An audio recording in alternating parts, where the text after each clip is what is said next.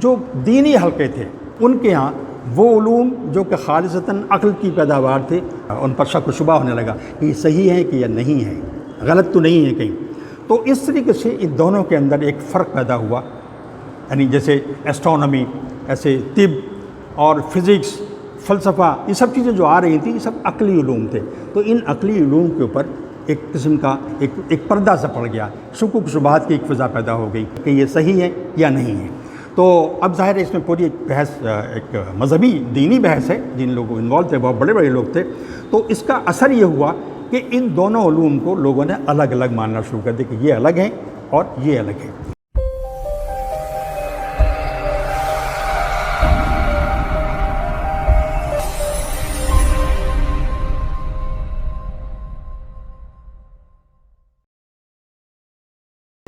بسم اللہ الرحمن الرحیم۔ عزیزان گرامی، جس موضوع پر آج اظہار خیال مجھے کرنا ہے وہ اس اعتبار سے بہت اہم ہے کہ ہماری زندگیاں دین اور علم کی جستجو میں ایک عرصے سے الحمدللہ ہم لوگ اس میں ان سرگرمیوں میں شامل ہیں، جہاں علم بھی حاصل کرتے ہیں اور دین کے لیے بھی کوشاں ہوتے ہیں، دین کے حصول کے لیے بھی کوشاں ہوتے ہیں۔ اور یہ سوال اکثر و بیشتر آتا ہے کہ یہ علم دنیا کا ہے، یہ علم دین کا ہے، آپ لوگ زیادہ متوجہ دنیا کے علم کی طرف ہیں، دین کی طرف کوئی رغبت نہیں ہوتی۔ یہ سوال اکثر اٹھتا ہے اور اکثر لوگ اس مخمصے کا شکار ہو جاتے ہیں۔ اصل میں اس تصور کی کہ علم دین اور علم دنیا الگ الگ ہیں، اس کی ایک تاریخ ہے۔ اس تاریخ کو سمجھے بغیر ہم اس مسئلے کو سمجھ نہیں پائیں گے جس کو میں سمجھانا چاہتا ہوں۔ تو پہلی گفتگو کا میرا جو ابتدائی حصہ ہے وہ اس تاریخ کی تجزیے سے ہے جس میں یہ سوال اٹھا اور پھر کسی نتیجے پر امت مسلمہ تقسیم ہو گئی نتیجے پر پہنچنے کے بعد۔ اور پھر میں یہ کوشش کروں گا کہ قرآن کریم کیا کہتا ہے، اللہ کے رسول کی دعائیں اس سلسلے میں کیا تھیں، اور کیا وہ مجبوریاں ہیں کہ جس علم کو ہم علم دنیا کہتے ہیں اس کو حاصل کیے بغیر ہم قرآن کو سمجھ نہیں سکتے، قرآن کا فہم اچھی طرح سے حاصل نہیں ہو سکتا۔ ان نکات پر میری گفتگو مشتمل ہوگی۔ مجھے نہیں معلوم کہ وقت ظاہر ہے 40 منٹ دیا ہے، لیکن اللہ کرے کہ 40 منٹ میں یہ تمام باتیں میں مکمل کر لوں انشاءاللہ۔ دیکھیے، زمانہ ہے حضرت عثمان کا اور حضرت علی کا، جس میں جس کو فرقہ کہتے ہیں، فرقہ کہنا نہیں چاہیے میرے خیال میں، ایک انٹلیکچوئل گروپ تھا خوارج کے نام سے۔ یہ خوارج کا نام بھی بعد میں دیا گیا۔ یہ ایک ابھرا، اس نے کچھ سوالات اٹھائے، سوالات کئی تھے۔ اس میں ایک سوال یہ تھا کہ اگر کسی سے کوئی گناہ کبیرہ کا کوئی مرتکب ہو جائے تو وہ مسلمان رہتا ہے یا نہیں رہتا۔ خوارج کا خیال یہ تھا کہ وہ مسلمان نہیں رہتا، یعنی جس نے ارتکاب کیا گناہ کبیرہ کا اس کا ایمان ختم ہو گیا۔ یہ ایک بہت شدت پسندانہ قسم کا ایک رائے تھی، لیکن بہرحال ایک رائے تھی۔ بہت سے لوگوں نے اس کو تسلیم کیا اور اس پر اڑ گئے، اور اس کے نتیجے میں کیا ہوا؟ اس کے نتیجے میں جو گروہ پیدا ہوا اس نے حضرت عثمان اور حضرت علی تک کو اسلام سے خارج کر دیا، اور ایک یہ خارجی تھا جس نے حضرت علی کو شہید کیا۔ تصور ان کا یہی تھا کہ کیونکہ ان سے گناہ کبیرہ کا ارتکاب ہوا تھا، یعنی مسلمانوں کو قتل عام کے مرتکب ہوئے تھے یہ لوگ، اس لیے یہ مسلمان نہیں رہے۔ اب دیکھیے کتنا شدید قسم کا رد عمل تھا، شدید قسم کی رائے تھی۔ یہ شدت پسندی اسی زمانے میں گویا کہ شروع ہو گئی تھی۔ آگے بڑھیے، بہت تفصیل ہے لیکن میں بہت مختصر بیان کرنے کی کوشش کروں گا۔ امید ہے کہ انشاءاللہ میں سمجھا سکوں گا آپ کو کہ اس کے پس منظر ہے کیا۔ یہ ایک دو رائے مسلم معاشرے میں رہی کہ اس کا ارتکاب کرنے والے مسلمان نہیں ہیں۔ کچھ لوگ سمجھتے تھے کہ بات صحیح نہیں ہے۔ ایک یہ بات آئی کہ اسلام اور مسلمان، اسلام یعنی ایمان اور غیر ایمان کے درمیان ایک تیسری پوزیشن بھی ہے، یعنی ایسا نہیں ہو سکتا کہ ایک آدمی اس کا ارتکاب کرے، گناہ کبیرہ کا ارتکاب کرے اور وہ ہمیشہ کے لیے غیر مسلم ہو جائے، یا اس وقت کے لیے انہوں نے کہا کہ تیسری پوزیشن میں، یعنی اس کے بیچ کی پوزیشن ہے۔ اس بیچ کی پوزیشن کو ہم نے بعد میں کئی صدیاں گزرنے کے بعد ہم نے اس کو فسق کہا، لیکن باہر اس وقت جو شدت پسند لوگ تھے انہوں نے اس کو، اور اس میں خاصے بڑے علماء بھی شامل تھے، انہوں نے اس کو تسلیم نہیں کیا کہ تیسری پوزیشن کچھ نہیں ہوتی۔ وجہ یہ تھی کہ معاشرے پر ایک تو یہ کہ مختلف قسم کی اقوام موجود تھیں، یعنی غیر مسلم بھی تھے، یہودی بھی تھے، عیسائی بھی تھے، اور فقہ کا دورہ تھا، فقہ ڈومیننٹ تھا، فقہ کی روشنی میں پورے معاشرے کو گورن کیا جاتا تھا۔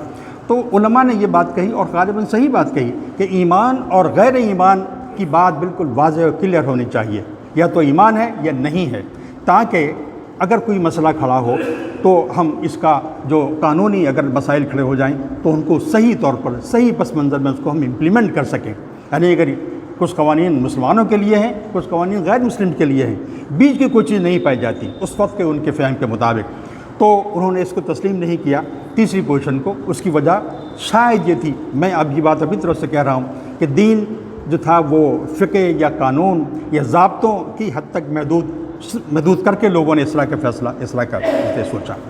ابھی جو تیسری پوزیشن جن لوگوں نے پرپوز کی تھی ایک زمانے میں کہ تیسری پوزیشن بھی ہے، وہ اس طرح کے لوگ تھے جو کہ علماء تو تھے لیکن انہوں نے فلسفے کا مطالعہ بھی کر لیا تھا۔ جو فلسفہ آ رہا تھا، اور فلسفہ کب سے آنا شروع ہوا تھا؟ حضرت عمر نے جب سیریا فتح کیا اور یہ روم کے پورے علاقے فتح ہوئے، مصر فتح ہوا، تو یہاں پر یونانی علوم موجود تھے، تو اس کے نتیجے میں بہت سے خیالات ہمارے معاشرے میں پنپنے لگے۔ یہ بھی ایک اسی کا گیا شاخسانہ تھا۔ تو یہ لوگ معتزلہ کہلائے۔ اب میں اس تصویر میں نہیں جاؤں گا، معتزلہ کیا ہیں، اشاعرہ کیا ہیں، ظاہر اس کا وقت نہیں ہے، لیکن یہ لوگ معتزلہ کہلائے جنہوں نے یہ تیسری پوزیشن اختیار کی، جنہوں نے یہ کہا کہ نہیں ایک تیسری پوزیشن بھی ہے۔ اور یہ لوگ جو خالص علماء تھے، تو گیا معتزلہ تو وہ تھے جن کے پاس دین کا علم بھی تھا لیکن ساتھ میں فلسفے کا علم بھی تھا، اور دین کو فلسفیانہ سطح پر سوچنے کی کوشش کر رہے تھے۔ جیسے کہ آج ہم سائنس کی روشنی میں دین کو سمجھنے کی کوشش کرتے ہیں، ایسے اس زمانے میں فلسفے کی روشنی میں اس کو سمجھنے کی کوشش کر رہے تھے۔ تو دوسرا جو گروہ تھا اس کو میں علماء کہہ رہا ہوں، وہ قرآن کے ایکسپرٹ تھے، قرآن میں ان کو درک حاصل تھا، احادیث ان کو یاد تھیں، لاکھوں احادیث یاد تھیں۔ معلوم ہے آپ کو کہہ سکتا ہوں امام بخاری کو 1 لاکھ حدیث یاد تھی، جب انہوں نے سلیکٹ کیا تو صرف چند ہزار نکلی جو انہوں نے بخاری میں رکھی تھی۔ کوئی حدیثوں کا علم تھا، فقہ کا علم تھا، اور کچھ تصوف کے لوگ، صوفی طرح کے لوگ بھی تھے۔ وہ اس طرح کے معاشرے کی کمپوزیشن کو اس طرح کی تھی۔ تو 2 گروہ بنے، ایک گروہ نے کہا کہ نہیں تیسری پوزیشن ہے، ایک گروہ نے کہا تیسری پوزیشن کچھ نہیں ہوتی، اصل چیز یہ ہے کہ آپ کلیئر کٹ بات کریں۔ یہ جو معتزلہ تھے تو یہ کیونکہ فلسفے سے متاثر ہوئے تھے، اور یہ چاہتے یہ تھے کہ دین کا فہم اور دین کی انڈرسٹینڈنگ اس طرح سے ہو جس طرح سے کہ فلسفے نے مختلف چیزوں کو بیان کیا ہے، یعنی ٹاپ پہ ایک چیز ہے، حقیقت عظمیٰ ہے، اس کے بعد کچھ اور چیز ہے، اس طرح پورے ایک اسکیم انہوں نے بنائی تھی، اور وہ قابل فہم تھی، ان لوگوں کو متاثر کرتی تھی لوگوں کو۔ انہوں نے کہا کہ ہم اسی انداز سے قرآن کا جو تھاٹ ہے اس کو بھی ہم پیش کریں کہ حقیقت کیا ہے، حقیقت عظمیٰ کیا ہے، وغیرہ وغیرہ۔ تفصیل میں جانے کی اس وقت موقع نہیں ہے کہ ان کا تصور کیا تھا۔ تو انہوں نے سوچا کہ اس طرح کی اسکیم ایک ڈیولپ ہو۔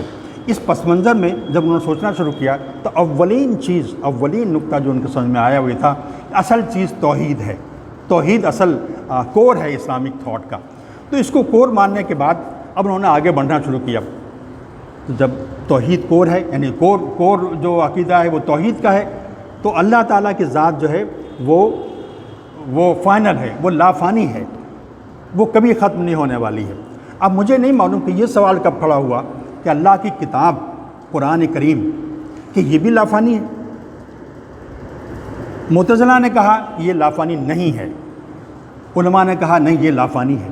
جب اس کو لافانی کہا علماء نے تو معتزلہ نے یہ اعتراض اٹھایا کہ لافانی تو صرف واحد ذات خدا کی ہے، اگر ہم کسی اور چیز کو بھی لافانی کہہ دیں گے تو گویا مطلب یہ ہوا کہ ہم توحید کی مخالفت کر رہے ہیں، تو یہ ٹینیبل نہیں ہے، یہ صحیح نہیں ہے۔ تو یہ نقطہ نظر، یہ ایک اختلاف یہ ہوا۔ پھر صورتحال یہ ہوئی کہ ان لوگوں نے یہ بات کہی کہ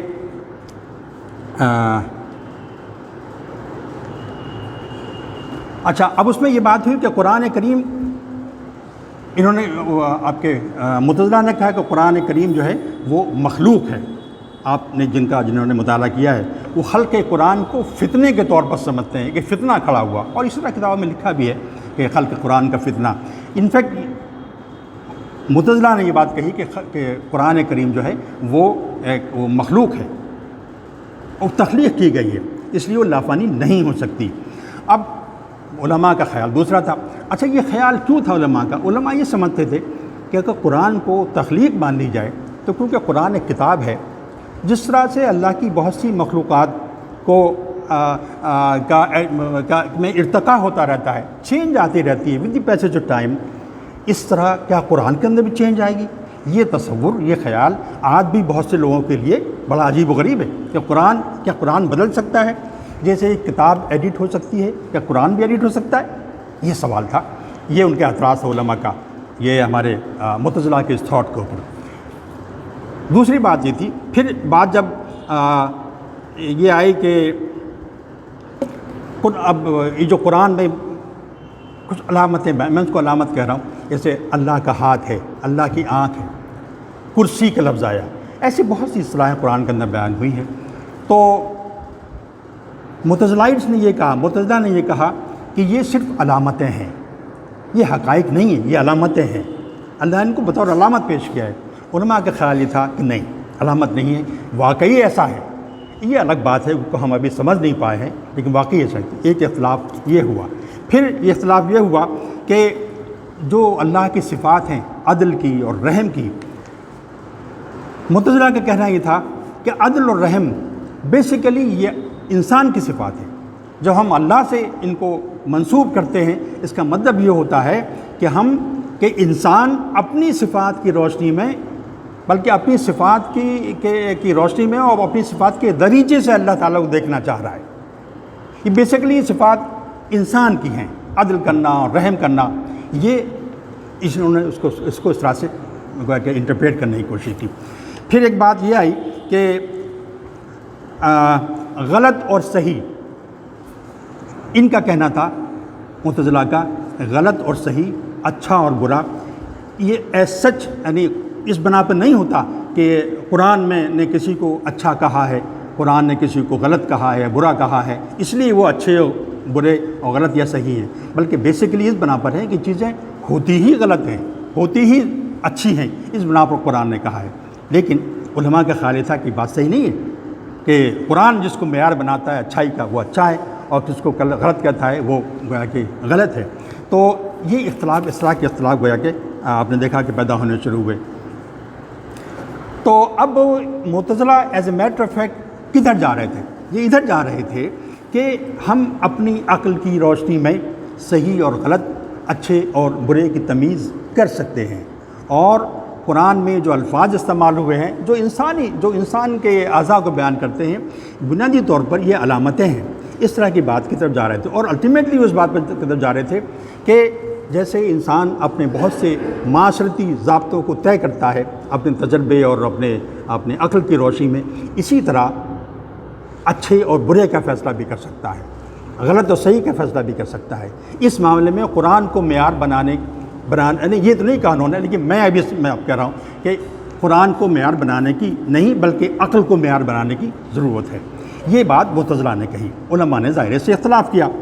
تو اب یہ ہے مسئلہ کہ اس کے نتیجے میں کیا ہوا کہ ہمارے جو علماء تھے، علماء حضرات تھے، اچھا اب دیکھیے یہ جو تینوں چیز میں اس کی وضاحت کر دوں کہ with the passage of time, وقت گزرنے کے ساتھ ساتھ پھر کیا ہوا، یہ بات کہ تیسری کوئی پوزیشن ہے یا نہیں ہے فقہا نے پرپوز کر دی۔ اب علماء میں یہ بات عام ہے، سب سمجھتے ہیں کہ فسق ایک مرحلہ ہے انسان کے گناہ کا، آدمی چاہے کتنا ہی بڑا گناہ کرے لیکن تو وہ فسق کا ارتکاب ہوتا ہے اگر اس نے ایمان اپنا لوز نہیں کیا۔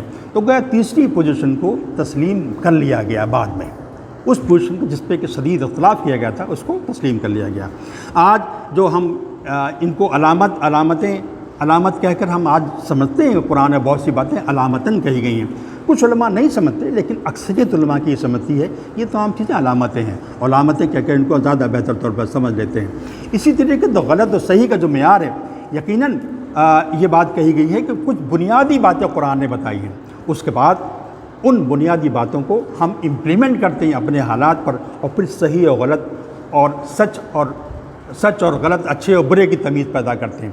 تو گویا یہاں پر بھی ایک پارشل قسم کا ایگریمنٹ بعد میں with the passage of time Mutazila کے تھاٹ کے ساتھ ہونے لگا، آج کی جو پوزیشن ہے۔ اسی طرح سے قرآن، اب یہ کہنا ہے کہ قرآن ایڈیٹنگ ہو سکتی ہے کہ نہیں ہو سکتی، ظاہر ہے قرآن کی ایڈیٹنگ نہیں ہو سکتی، لیکن قرآن کے فہم with the passage of time Quran کی فہم میں ارتقا ہوتا ہے۔ بہت سی باتیں جو ماضی میں کسی انداز سے سوچی جاتی تھی، قرآن کی آیاتوں کا مطلب لے جاتا تھا، آج وہ مطلب نہیں لے جاتا، میں بتاؤں گا آپ کو کیسے۔ تو وہ ہے کہ قرآن کے فہم میں بھی ارتقا ہوا ہے۔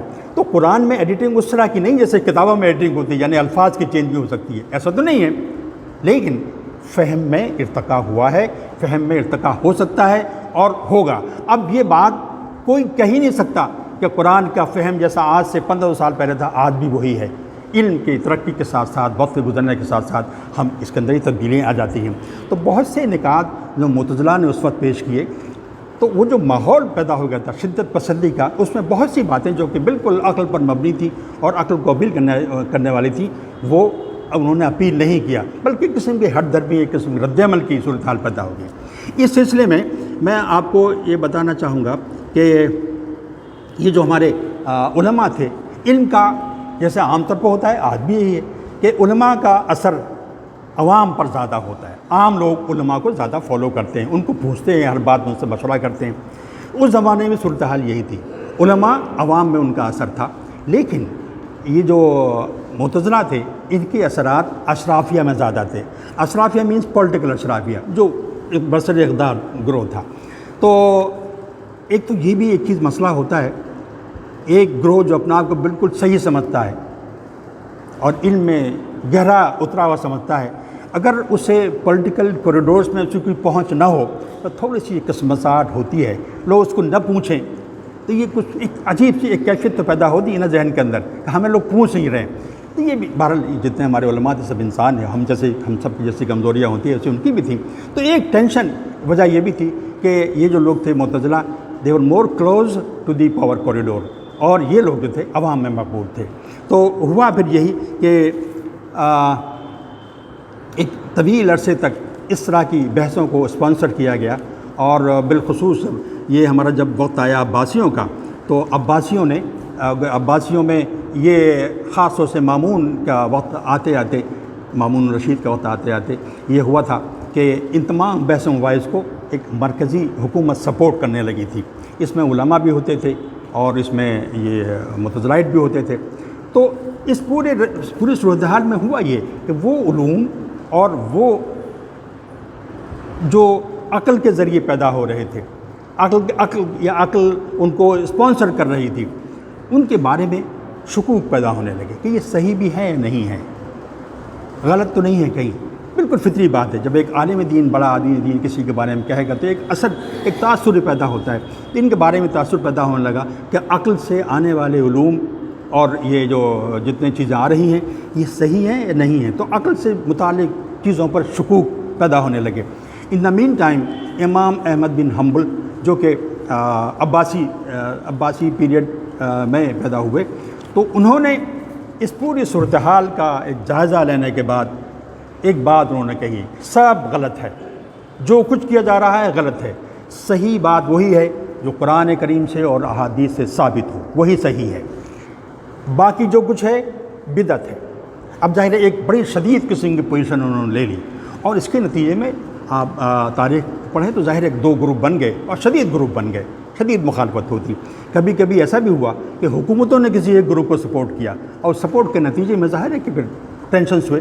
آپ جانتے ہیں کہ امام احمد بن حنبل کئی سال جیل میں رہے، ان پر سختیاں بھی کی گئیں، لیکن ان سختیوں میں یا جو کچھ بھی ان کے ساتھ ہوا وہ سب تو ظاہر ہے کہ غلط تھا، لیکن ان کا جو رویہ تھا اس کے اندر شدت پسندی تھی۔ میرا احساس جو ہوتا ہے بہت شدید ان کی رائے تھی، اس میں صرف ان کا اپنے اصول پر استقامت ہی ظاہر نہیں ہوتی، بلکہ ایک اندر چھپی ہوئی ضد بھی شامل ہوتی ہے، بھی اس کے اندر نظر آتی ہے۔ تو یہ صورتحال پیدا ہو گئی اس زمانے میں۔ تو اب یہ ہوا کہ پھر آخر میں آتے آتے پھر چند اور صدیاں گزری کہ امام غزالی پیدا ہوئے۔ امام غزالی نے اس پوری صورتحال پر گویا کہ ایک بار عالمانہ نظر ڈالی۔ امام غزالی جیسی اسٹیٹس کا آدمی، جتنا بڑا آدمی، انہوں نے جو تجزیہ کیا، انہوں نے تجزیے کے یہ نکالا کہ فلسفہ جو ہے گمراہی ہے، یعنی اس کا نتیجہ یہ نکلتا تھا۔ لیکن پہلے فلسفے کے اندر بڑی زبردست قسم کی ایکسپرٹائز انہوں نے حاصل کی۔ لوگوں نے لکھا ہے کہ اپنے وقت کا سب سے عقل مند آدمی تھے امام غزالی، اس پر ہی شخصیت تھے۔ بلکہ یہاں بھی یہ بات بھی کہی جاتی ہے کہ امام غزالی نے جو تعارف لکھا مقاصد فلسفہ، یعنی وہ بیسیکلی ارسطاٹل کی کتاب کا ترجمہ تھا، یعنی اس کو سمجھے بغیر جتنے لوگ انہوں نے فلسفے کے اندر درک حاصل کیا مغرب میں، اس کو ریفر کیے بغیر وہ فلسفے کو سمجھ نہیں پائے، یعنی اتنی گہری انڈرسٹینڈنگ انہوں نے پیدا کی۔ ان جیسا آدمی انہوں نے یہ بات کہی کہ فلسفے کی انہوں نے شدید مخالفت کی، گو کہ مخالفت کے جو نکات تھے وہ آج بعض نکات ایسے تھے جن کو آج آپ ایکسیپٹیبل نہیں، جو آج ایکسیپٹیبل نہیں ہیں لیکن اس زمانے میں ایکسیپٹیبل تھے۔ میں نے شاید کسی گفتگو میں بات کہی تھی کہ امام غزالی نے تنقید کرتے ہوئے یہ بات کہی تھی کہ یہ جو علت و معلول کا جو تعلق ہے، یعنی اگر کسی روئی کو اگر آپ کسی آگ کے پاس رکھیں تو یقیناً روئی جل جائے گی آگ سے، یہ اس پر انہوں نے تنقید کی کہ نہیں جلے گی، اس وقت تک نہیں جلے گی جب تک کہ اللہ کا حکم نہیں ہوگا۔ یہ کوئی اصول نہیں ہے کہ وہ قریب آئے گی تو جل جائے گی، بلکہ انہوں نے کہا اللہ کا حکم ہوگا تبھی ہو سکتا ہے۔ اور مثال دی انہوں نے حضرت ابراہیم کے واقعے کی کہ حضرت ابراہیم کو آگ میں ڈالا گیا، واقعہ قرآن کا واقعہ ہے، تو اس کے صحت میں کوئی انکار ہی نہیں ہے، تو اللہ نے حکم دیا، آگ نے نہیں جلایا تو گیا، یعنی آرگومنٹ بہت اسٹرانگ تھا، لیکن یہ ایکسیپشنل تھا۔ ایکسیپشنل آرگومنٹ کی بنا پر تہذیب جنم نہیں لیتی۔ آپ آرگومنٹ کی بنیاد پر کچھ لوگ کے منہ کو بند تو کر سکتے ہیں، آرگومنٹ کو روک سکتے ہیں، لیکن جو جنرلٹی ہے، اصول یہی ہے کہ اگر روئی کے پاس آگ کو لے جائیں گے تو اس میں آگ لگ جائے گی، اصول یہی ہے۔ تو گویا اس طرح کے آرگومنٹیشن کے نتیجے میں ہوا یہی کہ سائنس الگ ہوتی چلی گئی، اور جس طرح کے جو علوم جو خالصتاً عقل سے تعلق رکھتا تھا وہ ہمارے حلقوں میں گویا کہ ماتوب سے ہو گئے۔ تو اس صورتحال کے نتیجے میں جو دینی حلقے تھے، اور دینی حلقے سبھی تھے، زیادہ تر کسی نہ کسی طرح دین سے متاثر تھے سب لوگ، ان کے ہاں وہ علوم جو کہ خالصتاً عقل کی پیداوار تھے وہ شک و شبے کے اندر گویا کہ ان پر شک و شبہ ہونے لگا کہ یہ صحیح ہے کہ یہ نہیں ہے، غلط تو نہیں ہے کہیں۔ تو اس طریقے سے ان دونوں کے اندر ایک فرق پیدا ہوا، یعنی جیسے ایسٹرونومی، ایسے طب اور فزکس، فلسفہ، یہ سب چیزیں جو آ رہی تھیں یہ سب عقلی علوم تھے، تو ان عقلی علوم کے اوپر ایک قسم کا ایک پردہ سا پڑ گیا، شکوک شبہات کی ایک فضا پیدا ہو گئی کہ یہ صحیح ہے یا غلط، صحیح کہ یہ صحیح ہے یا نہیں ہے۔ تو اب ظاہر ہے اس میں پوری ایک بحث، ایک مذہبی دینی بحث ہے، جن لوگوں انوالو تھے بہت بڑے لوگ تھے، تو اس کا اثر یہ ہوا کہ ان دونوں علوم کو لوگوں نے الگ الگ ماننا شروع کر دیا کہ یہ الگ ہے اور یہ الگ ہے۔ اس سے پہلے کیا ہوتا تھا جب یہ تفریق نہیں ہوئی تھی، تو میں بتاؤں آپ کو کہ مشہور سائنسداں ہیں ابن سینا نے جب فلسفے کا مطالعہ کرنا شروع کیا تو انہوں نے ارسطاٹل کی کتاب پڑھی۔ ان کی خود اپنی بایوگرافی میں لکھا ہے کہ میں نے 40 بار اس کتاب کا مطالعہ کیا، 40 بار، لیکن میری سمجھ میں نہیں آئی، میں بہت پریشان تھا۔ الٹیمیٹلی ایک دل میں بات آئی کہ الفارابی نے جو ترجمہ کیا ہے اور تشریح کی ہے ذرا اس کو پڑھ کے دیکھتا ہوں، تو اس کو انہوں نے پڑھا۔ الفارابی ان سے پہلے کے فلسفی، بلکہ پہلے فلسفی ہیں عالم اسلام کے، انہوں نے اس کو پڑھا اور بالکل تمام، ان کا کہنا ہے تمام باتیں مجھے کلیئر ہوتی چلی گئی۔ جس روز یہ ایسا ہو گیا، اگلے دن اٹھے انہوں نے بہت بڑی یعنی خیرات کیا عام لوگوں کے اندر۔ تو اب یہ کسی علمی میدان میں کامیابی حاصل کرنے پر اتنا خوشی کا اظہار کہ آدمی سر بسجود ہو جائے اور محبت میں آ کے لٹا دے اپنی دولت کو اللہ کی راہ میں، یہ اس بائیفرکیشن کے نتیجے میں یہ تاثرات ختم ہونے لگے، کم ہونے لگے۔ میں یہ نہیں کہتا بالکل ختم ہو گئے، بڑے دیندار قسم کے لوگ سائنس میں اور فلسفے میں کام کرتے رہے، لیکن آن دی ہول معاشرے کی صورتحال یہی ہوئی۔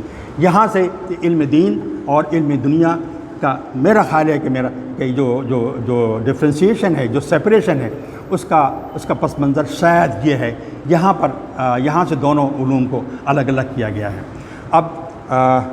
ابھی تو وقت ہے شاید، میں اب چند باتیں یہ بتاؤں گا آپ کو کہ قرآن کریم نے کیا کہا، اللہ کے رسول نے کیا کہا، اور ہماری مجبوریاں کیا ہیں علم دنیا کو نہ جان کر ہمارے فہم کتنا پیچھے رہ جاتا ہے، قرآن کا فہم۔ میں ان کی طرف سے کچھ اشارے کرتا ہوں۔ دیکھیے، قرآن نے بہت سی اصطلاحیں استعمال کی، افلا یتفکرون، افلا یتدبرون، یاکلون، ارایت الذی، قل سیروا فی الارض، یہ تمام چیزیں ایسی ہیں جو دنیاوی چیزوں کی طرف اشارہ کرتی ہیں۔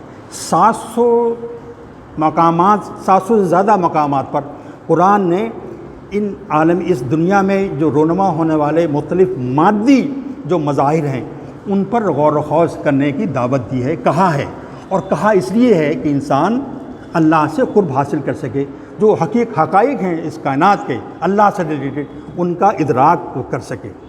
تو گویا ان دنیا کے میں ہونے والے واقعات پر غور و خوض، جو بیسیکلی ہم دنیاوی علوم کے اندر کرتے ہیں، غور و خوض اللہ تک پہنچنے کا ایک ذریعہ قرآن بتاتا ہے۔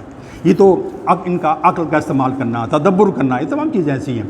اس طرح سے کہا نا کہ تم اس اونٹ کی بناوٹ پر تم غور نہیں کرتے، مجھے یاد نہیں آیا کیا ہے وہ، تو یہ ظاہر ہے دنیا کی چیزوں پر غور و خوض کرنے اور اصل حقائق پر، الہی حقائق تک پہنچنے کا ایک ذریعہ ہے کہ ان سب کو چیزوں کو پیش کیا گیا ہے۔ سفر کرو، سفر کے نتیجے میں آدمی جب آبزرویشن کرتا ہے تو اس سے وہ حقیقتیں آشکارا ہوتی ہیں۔ تو یہ بھی ایک پہلو ہے، اس پر ہمیں غور کرنا چاہیے۔ قرآن نے کا اسٹینڈ تو کچھ اس طرح کا تھا۔ اس طرح سے پھر آل عمران میں بتایا گیا الذین یذکرون اللہ قیاما وقعودا وعلی جنوبہم ویتفکرون فی خلق السماوات والارض۔ دیکھیے عجیب غریب بات، دو حصے ہیں اس آیت کے۔ ہم یہ تو سوچتے ہیں کہ قیاما وقعودا، بالکل اٹھتے بیٹھتے لیٹتے اللہ کو یاد کرتے ہیں، اللہ ان سے بہت راضی ہے، اللہ ان سے راضی ہے۔ لیکن اس کا دوسرا جو حصہ ہے آیت کا وہ ہم بھول جاتے ہیں، اس کا حوالہ نہیں دیتے کہ جو کائنات میں زمین اور آسمان میں اور جو اس کے بیچ میں جو چیزیں ہیں جو ان پر غور و خوض کرتے ہیں، اللہ کی رضا ان کے ذریعے بھی حاصل ہوتی ہے۔ دونوں اہم صفات ہیں، دونوں کو بتایا گیا ہے کہ ہم نے بالعموم نمازیں پڑھنے، ذکر کرتے رہنے کو ہم نے عبادت سمجھا ہے، اس کو عبادت نہیں جانا۔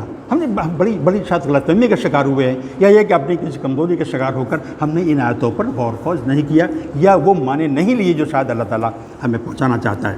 پھر اللہ نے قرآن میں کہا کہ دعا کیا کرو رب زدنی علما، مجھے میرا علم عطا کیا۔ اور علم کے ساتھ ساتھ اکثر و بیشتر قرآن کے اندر جن چیزوں کا تذکرہ کیا گیا وہ سمع، بصرہ و فؤاد ہے۔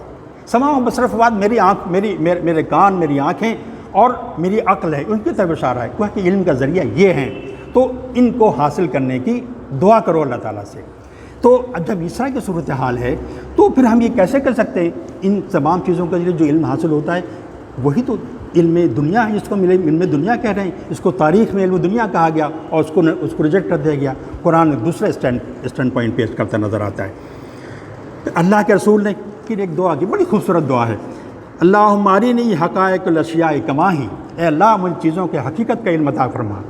یعنی رسول ہے، رسول کے وقت کا رسول ہے، وہ حقائق اشیاء کی حقیقت کو جاننا چاہ رہا ہے، اس کی آرزو کر رہا ہے، مجھے ان چیزوں کی حقیقت کا علم اس پر آشکار رکھا۔ یہ رسول کہہ رہا ہے، یہ ذرا امیجن کیجئے، قرآن سے وہ اس کے حقائق اس پر آشکارا نہیں ہو رہے،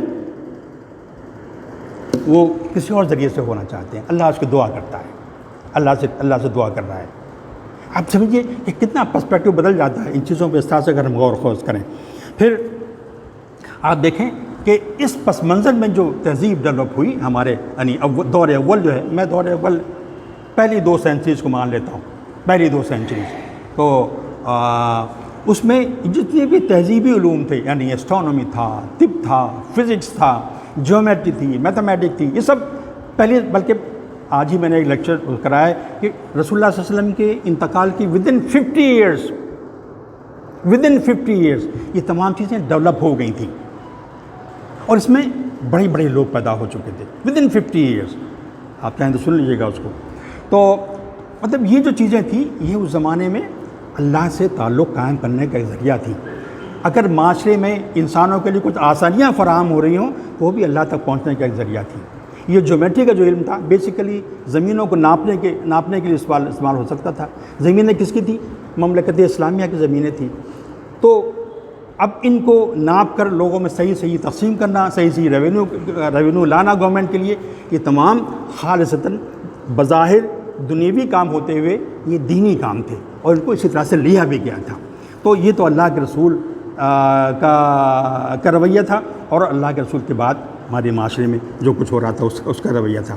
کوئی ایسا لگتا ہے کہ یہ یعنی قرآنی علوم ہو، دینی علوم ہو، یہ فلسفیانہ اور سائنسی علوم ہے، اصل میں ایک ہی حقیقت کی طرف جانے کے راستے تھے۔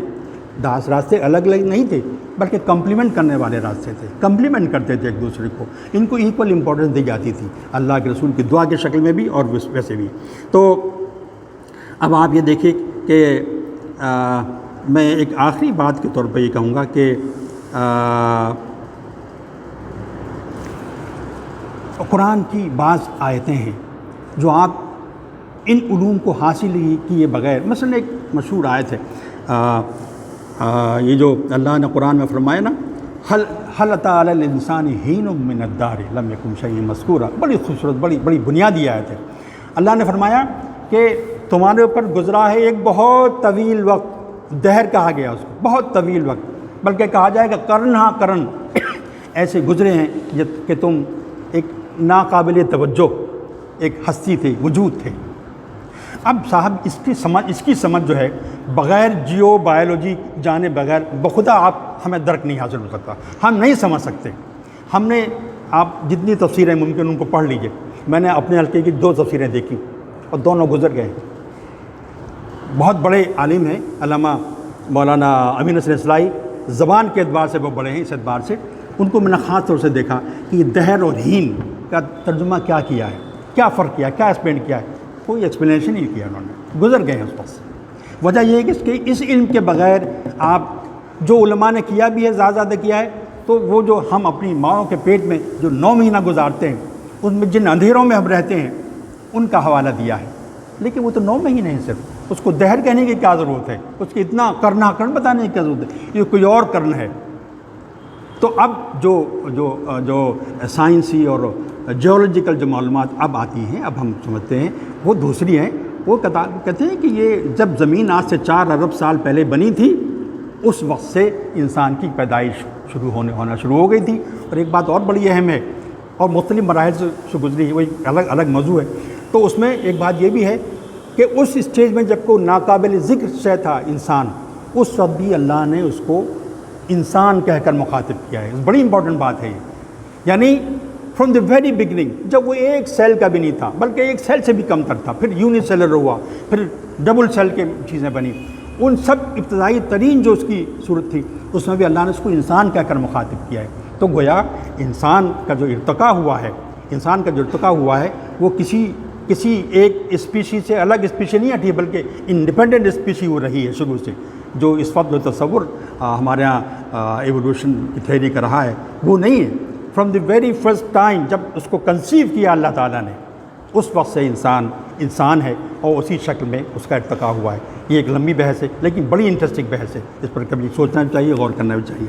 ایک قرآن کی ایک اور آیت ہے، اس میں اللہ نے فرمایا کہ زندگی ہے